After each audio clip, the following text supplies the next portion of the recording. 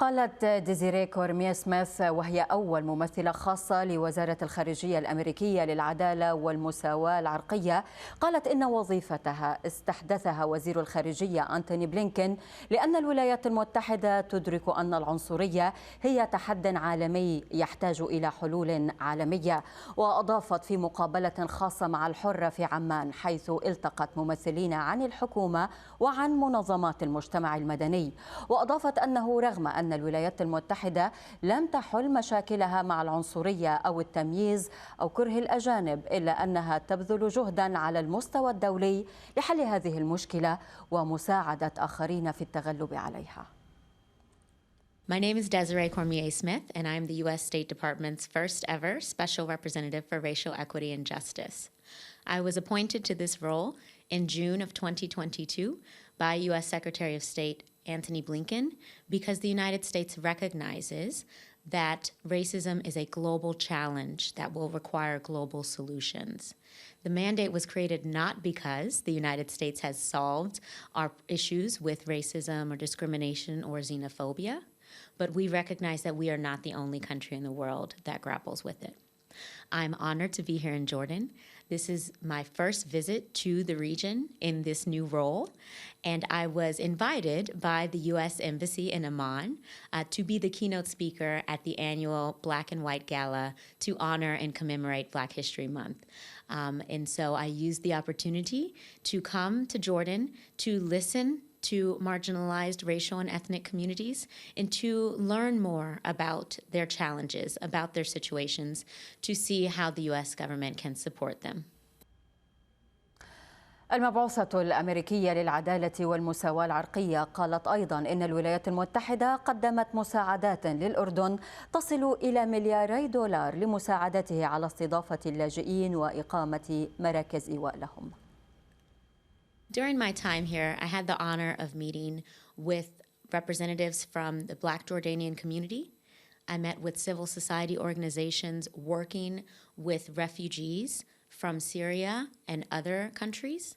I had the honor of meeting with civil society organizations working with migrant workers to ensure that their rights and their dignity are protected and honored.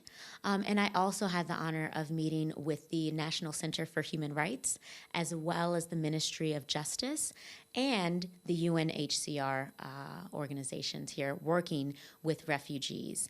In all of those meetings, I learned so much about Jordan, about the rich history of this country, about how welcoming the Jordanian people and society have been towards refugees, particularly towards Syrian refugees, and refugees from across Africa and the Middle East who have been forced to flee their homes because of violence and persecution. And Jordan's hospitality has been nothing short of remarkable. The United States is really proud to partner with the government of Jordan to support your welcoming of refugees. In fact, since 2012, we have provided more than $2 billion in assistance to support the government of Jordan and your hospitality in welcoming refugees and host communities. That is in addition to the more than $1.65 billion in assistance that was recently announced last year in the U.S.-Jordan Memorandum of Understanding for a strategic partnership. That $1.65 billion is meant to support critical infrastructure, including education, water, and health access for all Jordanians. وأكدت سميث أن زيارتها إلى الأردن لا تهدف على الإطلاق إلى تطبيق النموذج الأميركي على قضايا التمييز العنصري، وإنما إلى لفت النظر إلى هذه الآفة العالمية التي تحتاج إلى حلول على المستوى الرسمي والأهلي.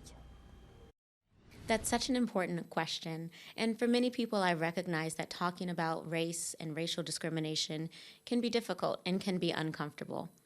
I also understand that many people assume that as an American, I am here to apply an American lens to this problem.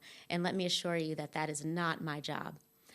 In order to be effective, I cannot apply a one-size-fits-all nor an American lens to this global problem.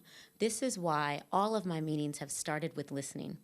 to really understand, particularly from Black Jordanians, from refugees from various countries, their conditions and the obstacles they're facing, to get a better understanding of how, again, we can partner with these communities and support them in their quest for justice and freedom.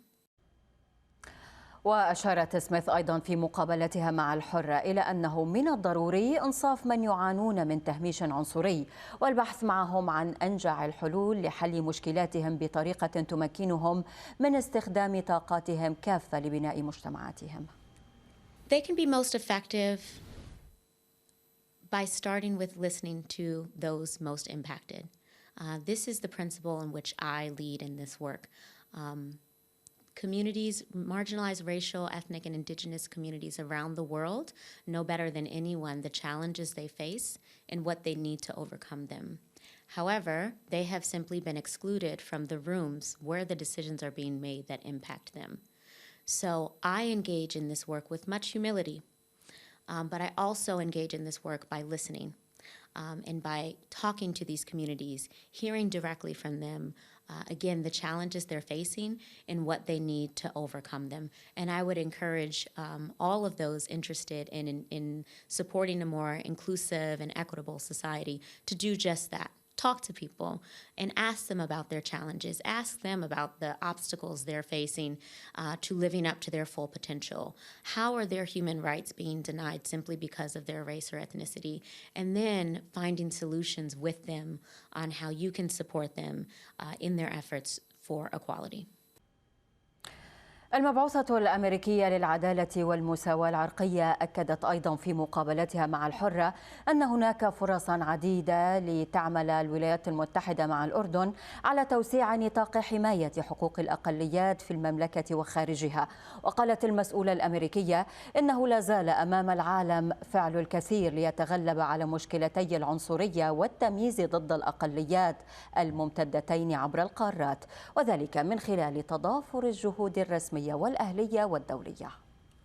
There's a lot of opportunity for the U.S. and Jordan to work together to address this global challenge. Let me be clear, the United States is not perfect. We do not claim to be. Everyone can see that we are still grappling with the realities of systemic racism in our country. This is why, on his first day in office, President Biden signed an executive order that mandated a whole-of-government approach to advancing racial equity and support for underserved communities. Because the president understands that when everyone is able to live up to their full potential and thrive, all of us are better off for it. And societies that address racial inequities tend to be more peaceful, more stable, and more prosperous, and that's good for everyone. So I am very much interested in finding ways that the U.S. and Jordan can partner in more ways and deepen our collaboration on creating a more equitable, safer, and more just world for all people. That includes by addressing racial discrimination and inequities that may exist in both of our societies, as well as finding opportunities to partner and work together on the global stage, including at the United Nations and the Human Rights Council, and the newly established UN Permanent Forum for People of African Descent.